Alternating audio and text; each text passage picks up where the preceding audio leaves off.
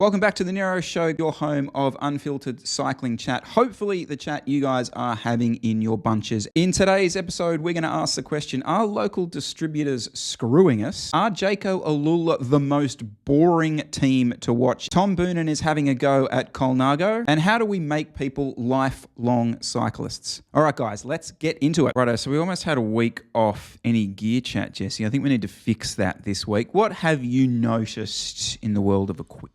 So I've been shopping, doing some browsing for some 80mm deep wheels. Wanted them for a while, so I was like, you know what, let's go have a look around. And not many brands do them, at least the ones in the price point I'm looking at. So I'm not going for the Zips, too expensive. I'm not going for DT Swiss or Swiss side. I'm going for the more value range. So go on Yolio wheels. They do us the SAT 88s. Add to cart, put them in there. Go to the checkout, go to fill in my address, country selected drop down, nothing, no Australia. So going through, it's got almost every country besides Australia. So I'm going, what's going on here? I want to buy these. So the price was $14.50 Australian dollars. You get a 10% discount too when you subscribe to their newsletter thing. So it was about $1,350, which is pretty cheap. But then there's no Australia, don't ship here. So I'm going, what's going on here? So then I have a look around. And then turns out there's an Australian distributor for them. Okay, so then click on Yolio Australia, go to their website. They've got them in stock there. Price, $2,200. So for the grand privilege of being in Australia, I get to pay 50% more for my Chinese carbon wheels. So that was a hard no. Remove from cart, no thanks. I'll look elsewhere. This is sort of the underlying thing that's going on a little bit with these brands recently. And a lot of it is just opportunists, entrepreneurs, whoever this particular person is, who has obviously gone to YOLO. Great name for a brand. YOLO. We'll roll with YOLO. Yeah, YOLO wheels. And said, look, I'll be your distributor. And for this brand who's just starting out, like it's a win because they don't lose because the distributor essentially buys all these wheels and brings them into the country. So they've got sort of a set amount of wheels that they're going to make, which is fantastic. They're not relying on the demand of the country. But then that person obviously wants to make a cut. Yolio is actually a pretty well-known brand. Like when I was looking at wheels, they came to mind because they've been around for ages. So I don't think they're not just some new startup that has no name. So that's the first thing. And the second thing is, so short term, it would be good for them because they can just do a bulk sell to this distributor and get the cash. But I'm not going to buy those wheels now because they're 50% more expensive. So long term, aren't Yolio harming themselves because they could have just, if they didn't go through have an Australian distributor, I would have bought the wheels directly from them. And then long term, I would have thought they would make more sales. Potentially, this gives more after-sales support for said consumer. You feel a little bit more comfortable that you've got the local distributor who potentially is in your city that you're able to buy with, as opposed to just rando internet brand dealing with Derek over the email who will reply every week. And we saw, I think, even with, was it Cam Nichols' calling out the brand that he was dealing with recently, and that was the big issue, was not necessarily the product itself, but the actual service that they were getting. So that markup seems a lot because I bought Windspace wheels and from Windspace Australia, so probably the similar setup, but the prices were pretty similar compared to the international. So it looks like there's a bit of a miscommunication. Like, shouldn't the Yolio, if they're selling direct to consumer somewhere, should have the prices where they're a bit closer to the distributor? Because that's the same, like most products we buy come through a distributor, and the price that you buy direct from manufacturer is usually pretty close to the distributor price. It's really hard to find the Australian website. I'm actually on this now, and hard. I was as you were talking, I was kind of like, I'll do what Jesse did. Yeah, it's pretty blatant. Yeah. It's like literally 50% more. Yeah. Just quickly, I thought we'd spent the first 2 months on this show talking about how much you love like shallow depth wheels and the future is shallow depth, and now we're sitting here and you're telling me we're going to be buying 80 mils? What's going on, Jesse Coyle? Is this Tom Bidcock all over again? No. For Heffron, I've wanted a set of 80 mils for ages, but for dead flat races, yeah, nearly 80 kilos now. So I want to get those things humming along. Snap it down into the 11 and just come rolling through. And one of the, I'm very easily sold. So one of Edwin, one of the local guys here that races, he's got a set of Zip 808s, and I've been looking at them going, oh, they look good, don't they? And they sound good when you change gears, and the dunk, dunk, dunk. Yeah. It's like, I want to. What do you guys think? Local markups from your local distributors, just accept it, move on, especially in this space. I think this is kind of interesting. Let us know your thoughts, guys. Yeah, did you see what happened with Colnago and Tom Boonen? A little bit of this. Keep up on that. Right. So, which was kind of Tom Boonen and his podcast host on that sports podcast kind of shit talked Colnago, saying, if Tadej was on a S-Works or a Cervelo, he'd be 2K an hour faster or whatever he said, which is just kind of like podcasty banter. But then the weird thing was Colnago responded, which I find really bizarre. So instead of just letting it be a podcast chat and pretending it doesn't exist, they invited Tom Boonen to a ride before Milan-San Remo to test out the bike, get him on there in some weird attempt to kind of win him over. And I was like, I haven't made up my mind. I'm like, is that like a really cool move to kind of like recognize that the podcast space and kind of try and almost like call him out on calling them out?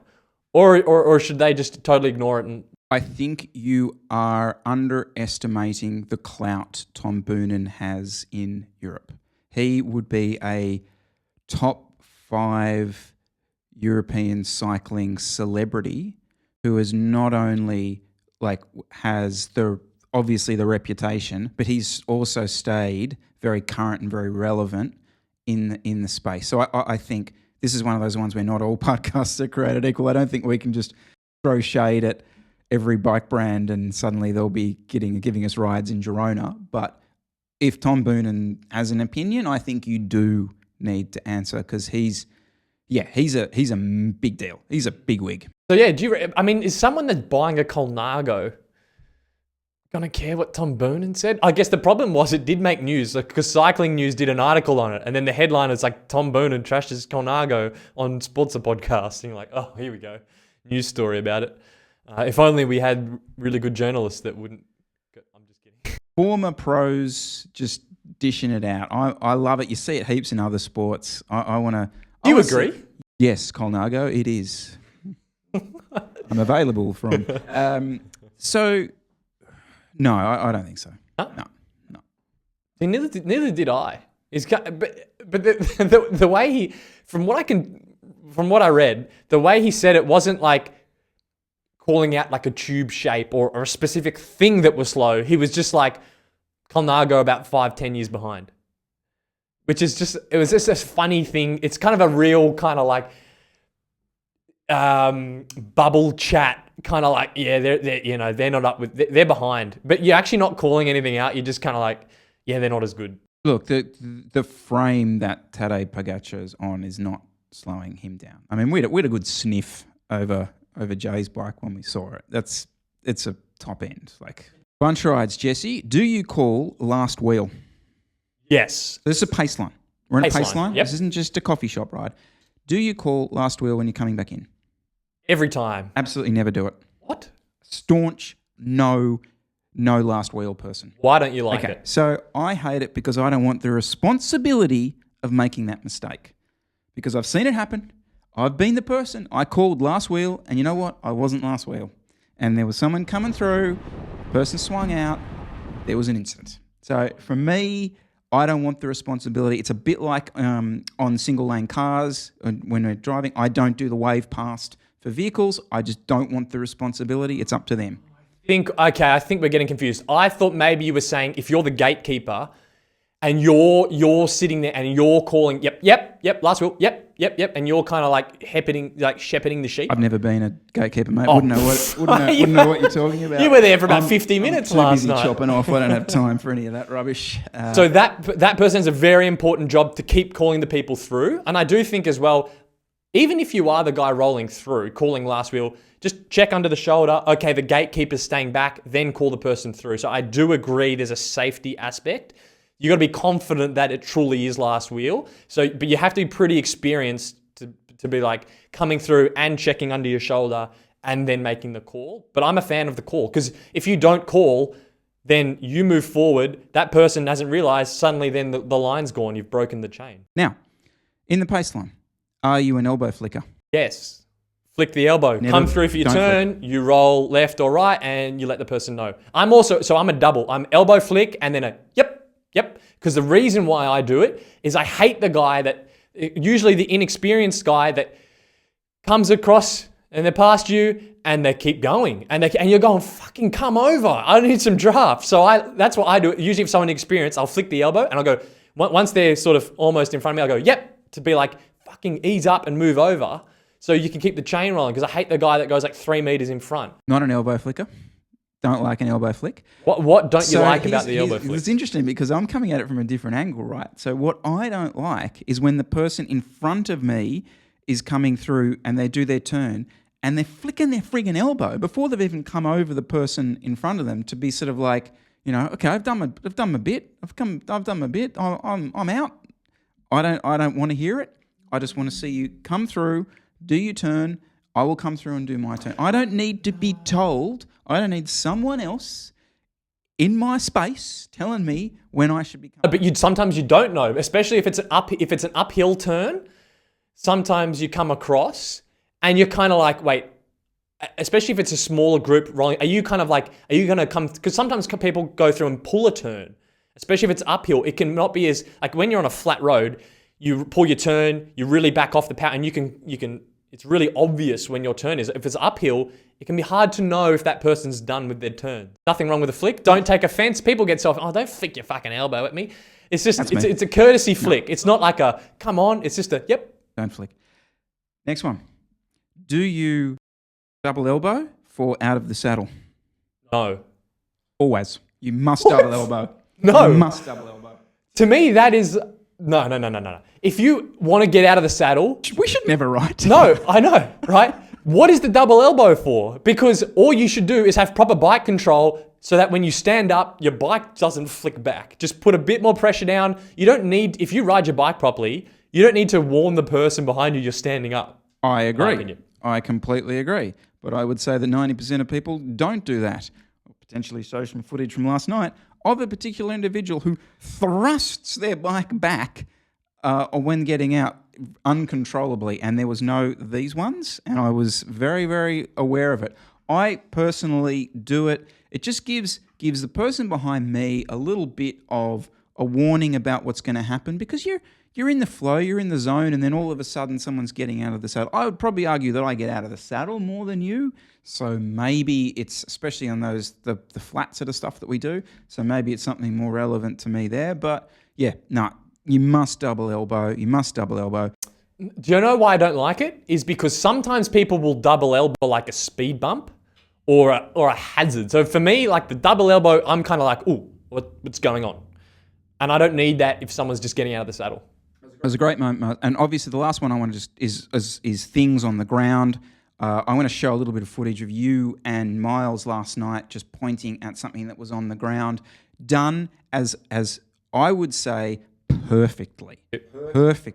No fucking thing on the ground. There it is on the right. Just a subtle yet effective notification that there was something. I didn't know it was coming. No idea what was coming. But I was informed there was something coming. I moved away and there it passed me. Perfectly handled by two former Neuro-Continental riders who were well taught. Do you have a problem with people wearing AirPods in the bungee? We can finally agree on something, Jesse. Unacceptable, completely unacceptable on so many levels. I hate it. I swear every episode we bring up elitist. I'm going to be elitist, right? So Edwin, the guy that is running, he runs the AirPods at the chop. Okay, first thing is it's not a club, right? It is a chop. So there's not that much of a social game to it. You're just rolling turns. You don't even look at your opponents. It's just you pull your turn, right? And Edwin is probably the strongest guy there. So when you're the strongest guy there, you got a bit of Like, no one's going to tell you off for doing anything. So, like, he can get away with wearing the headphones because no one's hardly going to say anything. Let's call it for what it is. It's dick swinging. Yeah. It's like, I can get away with wearing AirPods. If that's like some new bloke, when you'd be like, oh, mate, take your headphones out, mate. Who do you think you are? Whereas, like, you can get away with it if you're the strongest guy. Oh, I just hate it. I think it's disrespectful. It's so millennial. No, I don't like. No, actually, from the safety perspective. So 2 weeks ago, I was doing one with yourself. Well, no, you weren't there actually. And Edwin continued to put us in the gutter for no particular reason. And it was getting quite dangerous because it was sort of putting us over towards the car. And we were trying to shout for him to roll the other side. And that's the other thing. When you've got you were nicely asking him to remove himself from the gutter. Sir? Edwin, would you mind? No, so... I stand by this. So I do feel that when you've got the headphones in, you can't really gauge where the wind is as well as when you don't have them in. And he unknowingly was doing it and continually kept doing it. And then it changes which side to roll. And because on a circle, you are changing which side to roll quite regularly. And he continued to do it the wrong way. And I just thought, this is freaking stupid. Like just take your earphones out and listen to the shouts and then at least get a sense of how you roll and then maybe put them in. I don't know. So the weird thing is, why do you need music in when you're doing the chop? To me, like the chop is like, or rolling a pace line is already the most overstimulating, going so fast, there's shit everywhere. If you can't get motivated to ride hard at a pace line, like, what's wrong with you? Like, what do you need music blasting for? Well, you're the one who said you can't roll out your door without frigging something in your earphones. I mean, I thought I was bad because I can't do an endurance ride without a podcast in. To not be able to do a chop off without music in, I mean, that's a new level of numbness. All right, guys, let us know down below. What are your paceline rules? I'll also drop the link to the video that I did on that particular paceline as well down below. So we had VC on last week. We didn't really cover much pro cycling, which was all just smoke and mirrors. So Jesse didn't have to face the music when it came to his Tom Pidcock claims the other week. So that's about where we stand on the in-depth pro cycling chat. But we do want to discuss a few little topical things that have popped up. These dead heats, photo finish things. Caleb got somehow. I mean, what are the chances we're finishing within a freaking pubic hair width? And Caleb manages to do it like 2 weeks in a row. But so let's chat about it, right? So you come into a sprint finish. Now, I just think there's no way that these cameras are accurate enough to split the difference that they're doing. Okay, firstly, they're probably sprinting 70 plus K an hour if it's a flat sprint finish. So by the time you've got the error of the camera, and now keep in mind, okay, so the camera setup at a World Tour race, at like UAE Tour, probably pretty good, technically. The camera setup at a Point.Pro race in the back of France somewhere, I'm going like, I don't trust it. And there was some photos of Twitter of the finish line and people are like, the line's not even straight. So the error of the camera, then the error of the setup, and then the actual difference when you're going 70K an hour to split a pixel width and then decide a winner. I have no faith that what they're spitting out in a lot of these races is true. So if we kind of do that, what do you take on it? Do we just take the camera? Do we just trust that they're set up and take that? Should we be giving out more dead heats? How does that dead heat entry get entered into a data system? Like if it's on Pro Cycling Stats, do they have a system to... You wouldn't be reinventing the wheel here. Most, like I know with alpine skiing, it's pretty common because they go down to 1,000ths of a second and then once it's there, it's dead heat. So there is a precedent for it. I don't exactly know what the FIS do. Someone can let me know down below, but there's certainly a precedent for it. And I just think it's ridiculous. Like I looked at that Caleb thing and it's like, come on guys. A joke. And the other thing as well in the UCI rules I saw on Twitter was officially if it's a dead heat, you decide the winner by doing a 1 kilometer time trial between the two people and the winner gets the win. Which is also just as bizarre because you've done this entire race, sprinted it out, and then it's going to come down to a 1K time trial, which just totally changes the parameters of why you won the race in the first place. It's like, what if you dead heated at the top of a hill climb and then suddenly you're doing a kilo on a flat. It's just like they got to come up with a better system. I did a Cootamundra handicap, which is like a state level race. Like it's not just a local clubby. So it was a decent state level race.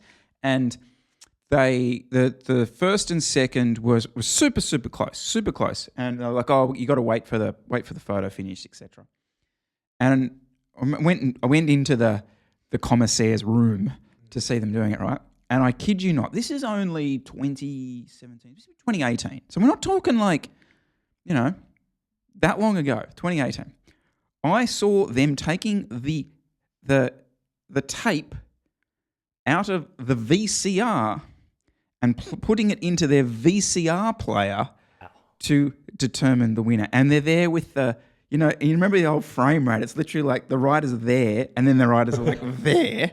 And they were trying to what could have happened in this sort of way? So, coming from that in 2018, yes, it's not at that sort of level. I'm very skeptical of all this kind of stuff. So I reckon even it out. Let's go for it. Let's go for some dead heats. Yeah. Okay, so speaking of pro racing, Jesse, we need a system. Okay? We need a system. Because I've sort of changed, I think, the way that I watch pro cycling in the last couple of years. And some of that's just been due to the sort of content that's out there. But I still find myself wasting too much time on stages or races I should never have watched. Okay? So it's brilliant GCN racing plus whatever it is. We've got access to all these races. And I try. So my normal routine, obviously living in Australia, we've got the time delay, right? So I try to do the thing where I pretty much social media block any race result that's, let's say Paris-Nice and Tirreno Adriatico, which is happening during last week. I try and social media block any results from that until the point in the evening. So it's kind of like a 20-hour evening. Yep. Wow. To watch that result. And I'm like, sometimes I do it. I'm like, fantastic, brilliant. And I get myself and I sit down and watch it. And it's a dud. It's an absolute dud, right? So, for example, it was, the last stage of Paris-Nice. Last stage of Paris-Nice, I'm thinking, iconic, in Nice, all the rest of it, absolutely block yourself out, Chris, and you can go and watch this. Now, I sit down and watch it, and it's a total dud. Sorry, Tade, but watching you ride off completely solo is not really doing it for me. Okay, well, but then, right, the other thing, Tirreno Adriatico stage 6, banger. Stage of the year. Coming out and saying it, stage of the year so far. It was like a mini classic stage. It was a stage you could not do the thing where you fast forward to the last 10Ks and go, I'll see it. You had to watch at least or get a good grasp of 2 hours of that race if you really wanted to enjoy it. So here's what I'm suggesting, all right? We need a rating system, okay? Mr. Lantern, at some point we will hopefully try and get you on here, but we need a rating system from you. And this is what I'm suggesting. In the title of your podcast, I want just a 1, 2, 3, 4, 5. 1, just listen to the podcast. All you need to do is listen to the podcast. You don't need to watch this race. You waiting around all day? Okay, so for those that aren't in Australia, the thing is the races happen in the middle of our night. So we wake up and then Chris is going all day without really going on any social media to avoid it and then watching it at night, which I find crazy because I don't really I very rarely watch a stage. I'll open it up I'll either just watch the highlights package from GCN Racing YouTube channel or Lantern, and that's it. I'm satisfied. Or I'll just open up the race on GCN Player and just go straight to the end and watch the end, right? Because for me, the racing is all about the chat after. I don't want to wait around all day to watch it. I just want to know what happens so then I can go on Twitter or go on Facebook and just get the goss about it. But to push back on a little bit, so let's say that Tirreno stage, which I would argue you should have watched. As a cycling fan, it was like the classic style one. I think it was stage 6. It was the one that probably Roglic won it in the end. I think he did. Okay. But it had cobbled climbs in it. It's the one they got. It was the one that guys were getting time penalties for riding behind bollards So there was lots of stories and chat in, but I'd argue you should have watched that, right? And if you had a little system, right? So you opened up your podcast player and you saw Lantern Rouge rated at a 5, you'd be like, okay, I'll watch the long highlights. I'll try and watch a little bit more of this. That's all I want. I want something to give me that little bit of insight into whether I need to go full social media dark, because I can't. I'm not going to open up Twitter, because as soon as I open up Twitter, I'll see the full flurry of chat about it. And I will say that I am going more and more the way you watch it, in the sense that I just want the snippets, I want the highlights. I want it like NBA. I just sort of want the dunks. But it's so overwhelming, especially like last week when you had Torreno and Paris-Nice. It's like I don't have that much time in the day to watch all this stuff. So I just want the good bits. And maybe as well, because I can't get it to cast to my TV, I'm kind of, and I don't have... Oh dear, I know, oh dear, that's an admission on... Oh dear. I'm going to sound like such a boomer. And I don't have an iPad. It sounds really weird. I'm either watching it on my phone, which isn't very good, or watching on my laptop, but then I can't work because I've got the thing on my laptop. I kind of need... Because you have the iPad, don't you? I've seen you. You kind of like have the iPad, and then maybe like you're cooking dinner and you got the iPad. I think I need a cycling watching device that has the GCN app on it, and then I could just set it up, and I could be working and have that playing in the background. Maybe that would be something for GCN to do, considering that the footage is in their app. You're going there to watch it. It'd be cool if you just bring up GCN. It's got all the races from last night, and it's got, it's a 1 out of 5 or a 5 out of 5. Watch. That'd be cool. It would be cool, but they'd never do it, because they would never put something up and say, don't bother watching it. That's true. It's like, this is a dud, don't watch it. And also, I could just already see the comments under it being like, how dare you rate this a 1? I watched nothing, I'd like nothing more than... And to be fair, this whole system does fall down on that, in the sense that, like, my Paris-Nice stage 8 of Tadej riding away from everyone, literally couldn't think of anything worse to watch. Whereas you, I want the Tadej riding away. Yeah, I'll watch that for sure. So is it a Miller-based system or is it a coil-based system? I don't know. We need to work that out. Look, let us know down below, Lantern. Let's work on this. Let's work on this system, the rating system. We'll get something. Start negotiations. We'll get something sorted. Sell it to him. Yep. It'll be an algorithm. My last little pro cycling chat for you today is a bit of a hot take. Oh, I can't scrub that out. I'm not allowed to use the word hot take. Bike Exchange are becoming, if not already are, the most boring / predictable team in the World Tour peloton. Okay, so their race tactics seem to come in kind of 3 or 4 very, very formulaic. Pacing for Dylan, and he doesn't win. I want to say this. Sorry. I do want to say this. This is about the process, not the results. Okay. So let break go, pace back, sprinter style. Just drop. Matthews, then we've got the Matthews tactic, which is more of a hilly stage, kind of make it hard for the sprinters, and then a relatively reduced brunch sprint for Matthews. All right, that's number 2. Then it starts to get into we're riding for Yates, but kind of almost like we want him on the podium or a top 5. And the 4th tactic is a shit show. It's what I would have described Nationals as this year. It's what I probably described Paris-Nice as for them, which was just, we actually don't know what we're doing, and we're doing things like we've got Harper and Yates in the final sort of selection. Harper's going to attack because he's going to ride away. Like, what's the point of that? And you saw all of this at Nationals. Bizarre bridging moves, just very, very strange.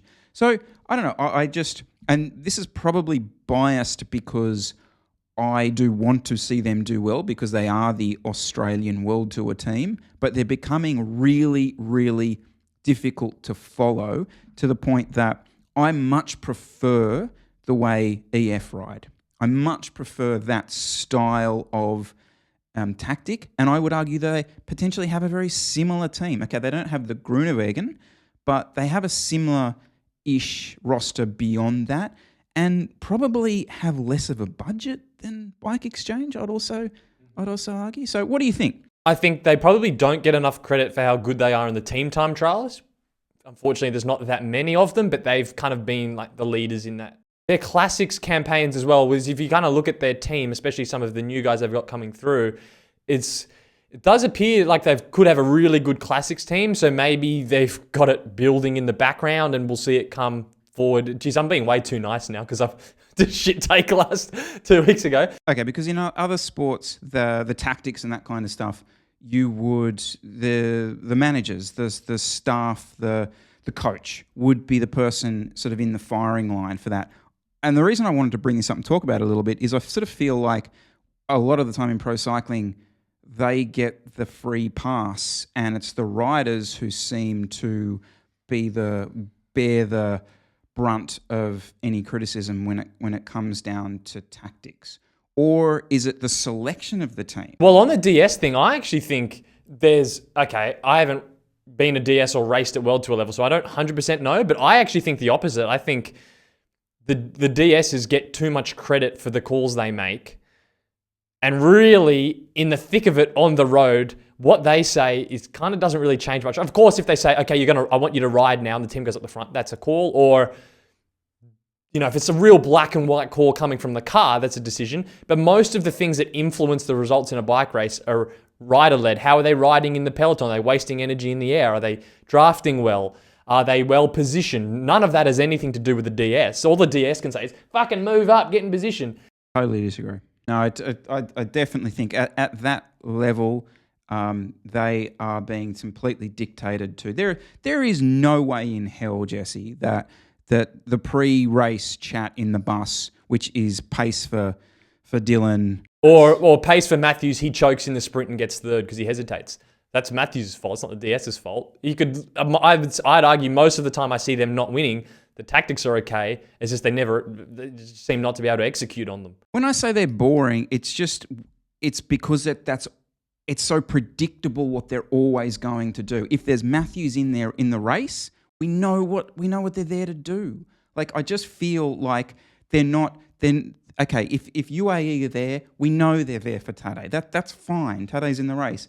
But when EF are there, we don't really know what they're there to do. That's all. I would argue that comes down to roster. Oh, and okay, maybe it is rider choice. Because if you look at Bike Exchange team, they'll have Matthews, and then it's like Chris Jensen and Hepburn and just these guys that are just never going to win. Whereas EF, it'll be like Paulus and Bettiol and like and Court, and then it's like, well, all those guys can win stages. So I think that's just a rider selection. And I would actually say, even though you said there were similar teams, now I think about it, EF has more winners. I feel again like this is a team that is becoming very difficult to follow as an Australian to try and support. I think in their classics, I'll be watching them. I think they've got something going there with their classics squad with Kell O'Brien and all those strong guys, Durbo. Like there's something there, I think. See, I think Kell's a great example. Like, Kell, to me, is a superstar in the waiting. I really do.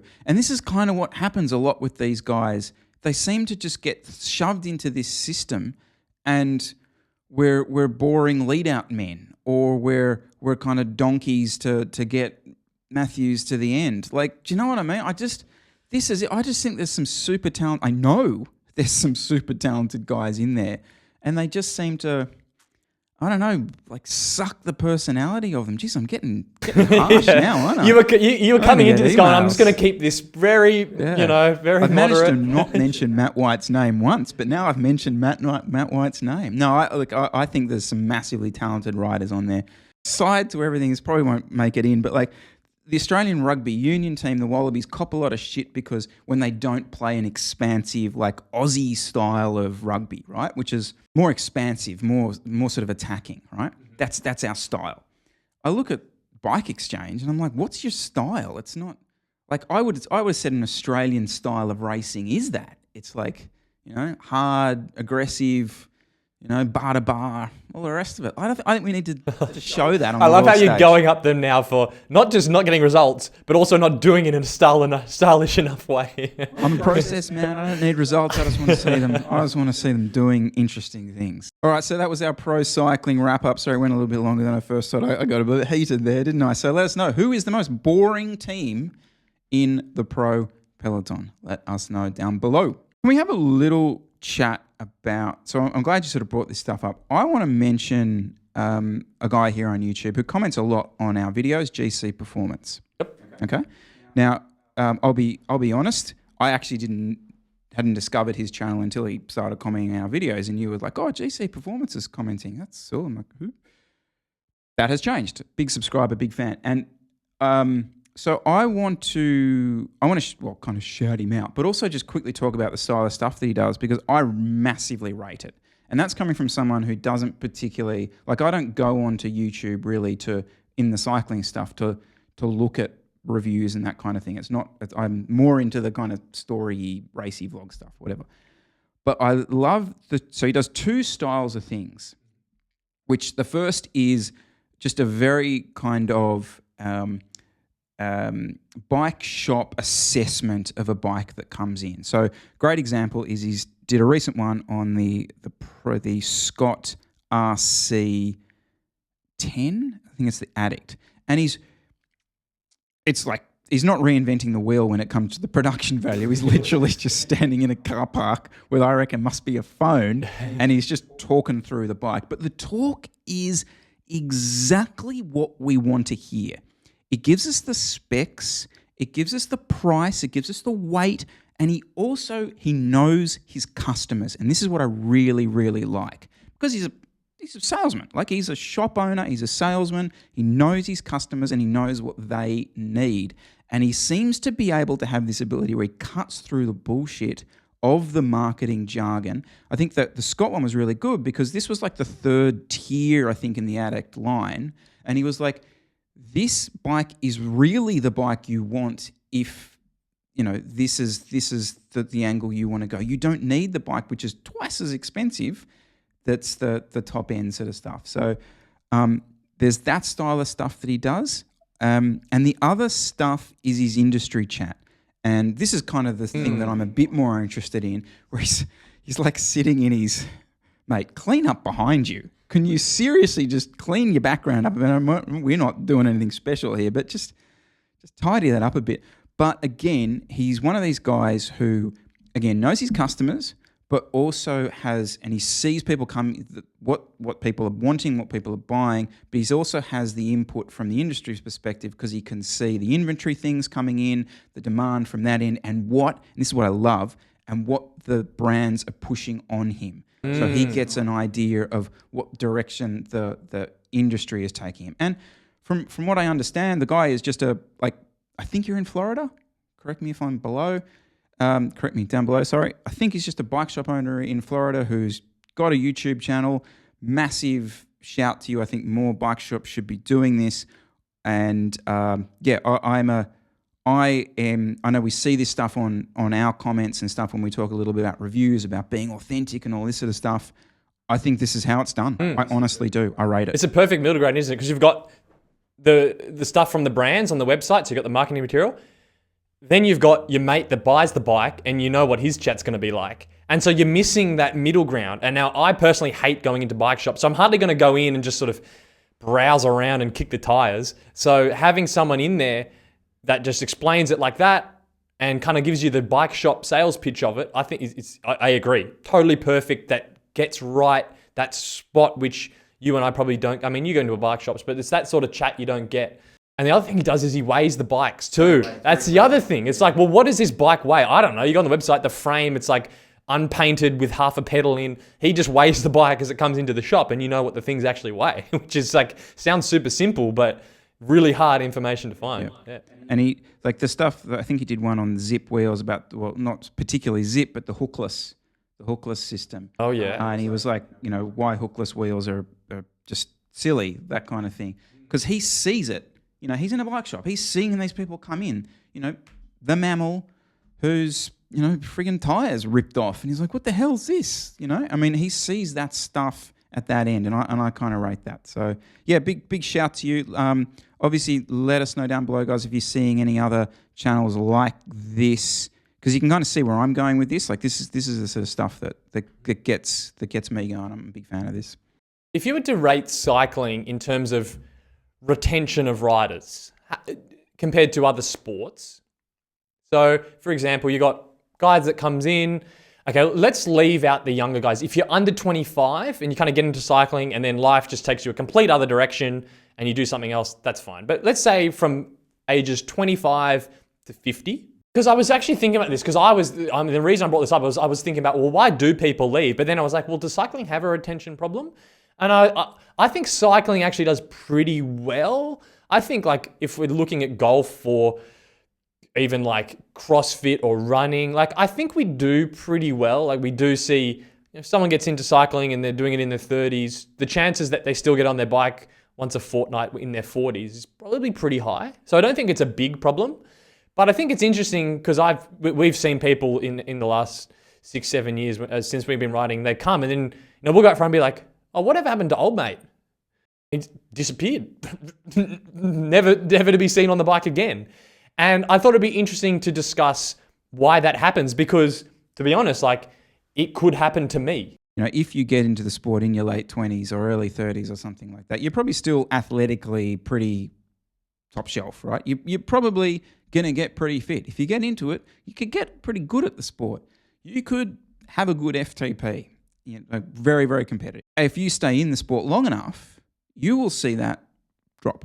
If you get into the sport later in life, 40s and your 50s, you're probably not going to see as big a sort of fall off in your athletic ability just because it probably wasn't as high in the first place. And I think some of this comes back to power meters.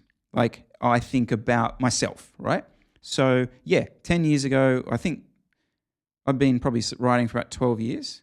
So probably 7 years ago, 6 years ago was probably my peak. And not only do I think that, I know that because I have numbers that show me that. In fact, they show me that every single time I get on a bike. And I think it's a big mental block for people as they get older or as they sort of start to, do some training and then not do some training, blah, blah, blah. And all of a sudden, that number's getting lower and lower and lower. And you just have to accept it and move on. And I do think that kind of maybe just nibbles away at people's sort of mentality in the sport. If you go to the gym, right, and you see someone that's clearly bigger than you go, and they're lifting more weights than you. Oh, this guy can bench press 100 kilos, but he's bigger than me, and that's fair enough. Whereas when people are getting into cycling and then they get a power meter, and they're going like, I look the exact same as that guy, but he's doing 1,500 watts and his threshold's 50 watts more. And it can be really hard mentally to get your head around how someone that looks identical to you is a completely different rider. And I think that plays a bit of mind games. But in terms of that, I think especially riders that have come in through a social gateway, through a club or through a group of mates, when the power's not going that well, you don't really care because you're riding for other reasons. But there are a lot of people that come into cycling through a training realm and through that mindset. And when that starts to drop off, if the power starts to drop off, yeah, it can be really hard. And also as well, like hard in the sense of knowing what to do. Like if you're not riding for social reasons, when it's that time of year when there's no race on and you don't really have anything to train for, I mean, what do you ride for? Like it's a real thing. And all the content and anything you watch in cycling is all about what to do when you're really motivated and you've got something to train for. Like even my channel, it's like, if you're really into training, it's awesome because it's chatting about training. But no one really talks about what to do when there's nothing to do. I do feel, and this is probably a chat we can potentially have with Tyler at some point, it's like I do feel that's the selling point of gravel. I do think that because a lot of it does take away some of the numbersy part of it, and there's other aspects to the sport, and it starts to build in the adventurism. I mean, this is a show online, so we always kind of head in that direction. But do you think like the lack of like cycling heroes could play an impact? Because if you look at our sport, right, the heroes, the influencers, the big dogs are all just pros, and it's been the same for forever. Like Lance, or even before that, like everyone just looked up to the pros, and there isn't much sort of online culture that keeps people hooked in. Whereas in other sports, you've obviously got your pros, but then there's this other level down of like people who people get a bit more buy-in for, even though they're potentially not professional. Okay, I don't know. The only thing I will say is I think maybe we are underselling what the big wig cycling on YouTube are actually doing. I think maybe we're underselling that. We've only just seen like a snippet of this, right?